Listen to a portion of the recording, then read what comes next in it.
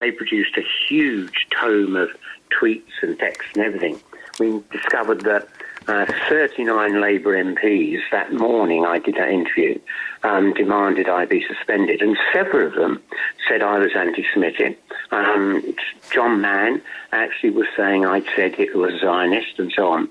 And when we came to look at what people said, I mean, lots of people thought I'd said Hitler was Zionist. And if I said Hitler was Zionist, I wouldn't just apologise. I'd get the doctor to check it wasn't the first stage of dementia. How anyone can suggest Hitler was Zionist when he loathed and feared Jews all his life?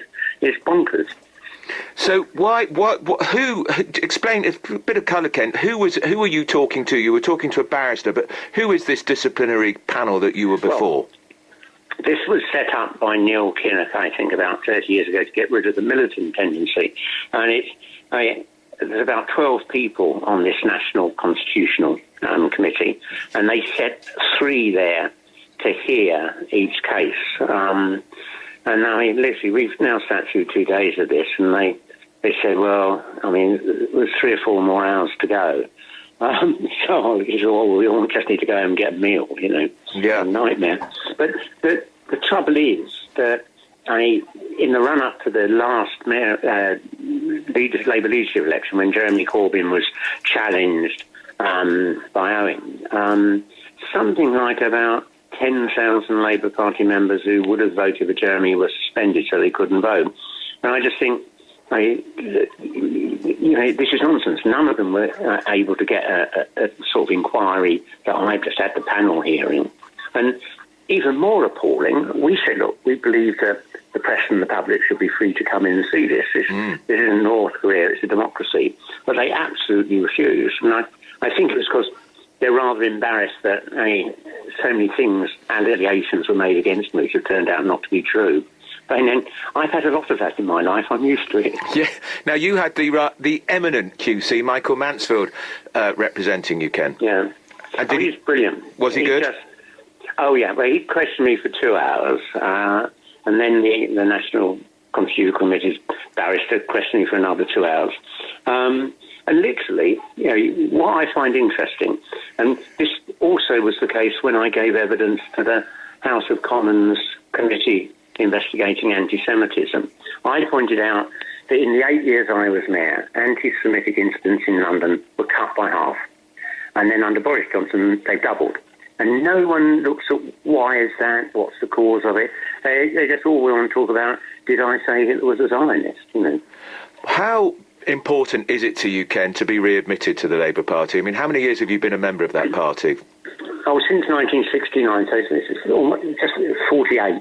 But the interesting thing is, when I lost the election to Boris in 2012, I said on the night my concession speech, that's it, I'm retired.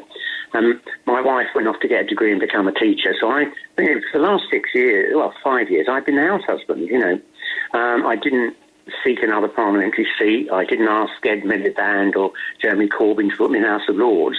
I was just in feeding the kids, walking the dog, doing the cleaning, a bit of gardening on a good day.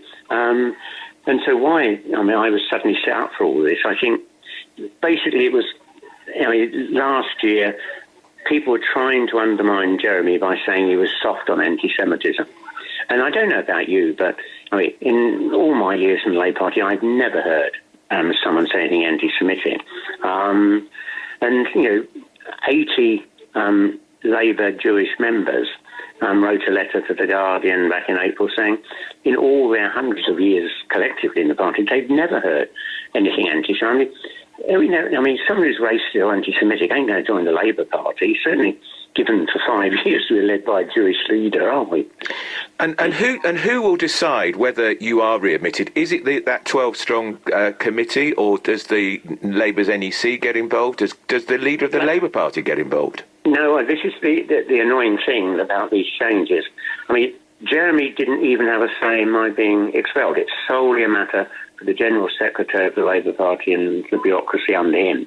And the National Executive Committee has no say now. The decision will be taken by the 3 members of that panel on Tuesday.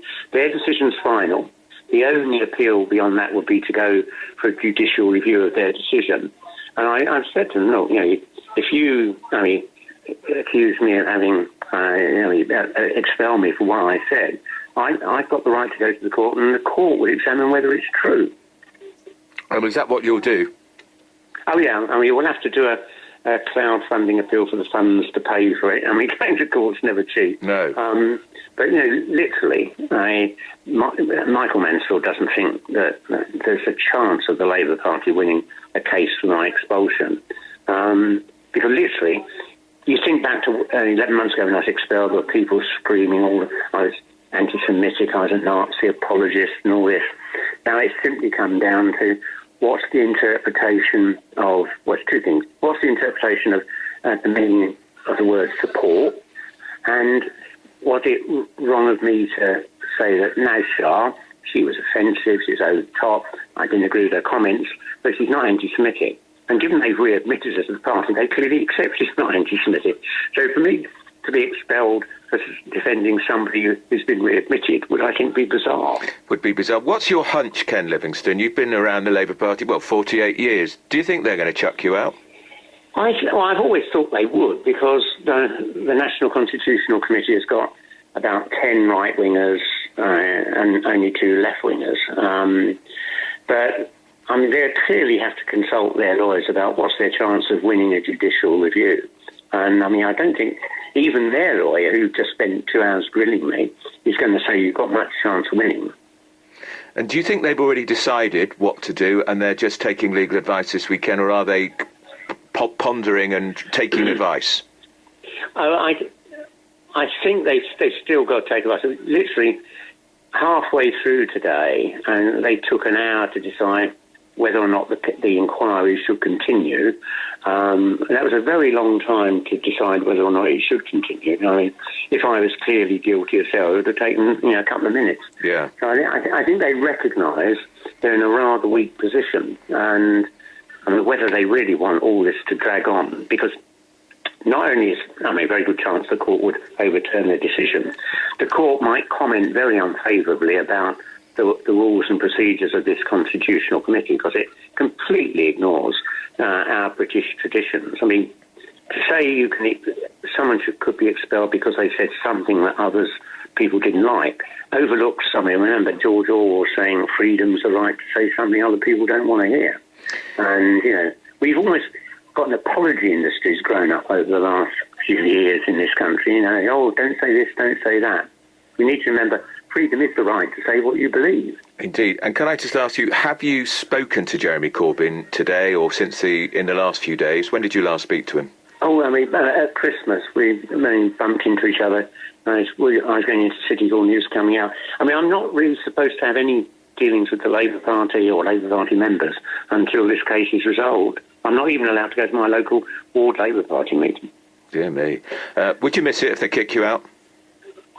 Would I what? Would you miss it? Well, yeah, I'd be annoyed because after my record and career of tackling every form of racism, remember the uproar when I became leader of the GLC and started defending gay and lesbian rights, the challenges we made to racism in the police force and things like that. My whole life has been challenging bigotry. So that would be annoying. I have to say, as I said, I've been retired for the last 5 years, so it wouldn't make a great change to my life. Well, Ken, come on and talk to us on Tuesday, and I will. And I hope you manage to get some sleep. It doesn't keep you awake at night. That's Ken Livingstone, former London Mayor, formerly of this parish too, who now has to wait until Tuesday to learn whether he is to be kicked out of the Labour Party for good for his remarks about Hitler. And I think it's going to be fascinating. And you've heard it here on LBC. He's saying, if they do chuck him out, he's going straight to judicial review. Michael Mansfield QC, who represented him today and yesterday, did it for nothing. I wrote about this in my column in the Mail. He did it gratis, and I think there would be a crowdfunding appeal. And it won't be the end of Ken Livingstone, that's for sure. We'll be back with your calls.